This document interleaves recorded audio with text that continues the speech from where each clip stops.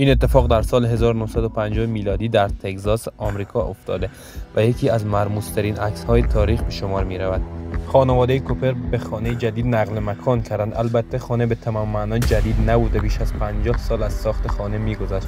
صاحب خانه قبل از فروش خانه تعمیراتی بر روی خانه انجام داده بود که شاید می‌خواست تاریخ سیاه خانه را پنهان کنه. جنایت‌هایی تو این خونه اتفاق افتاده بود که آخرینش مرگ مرموز مالک قبلی خانه بود.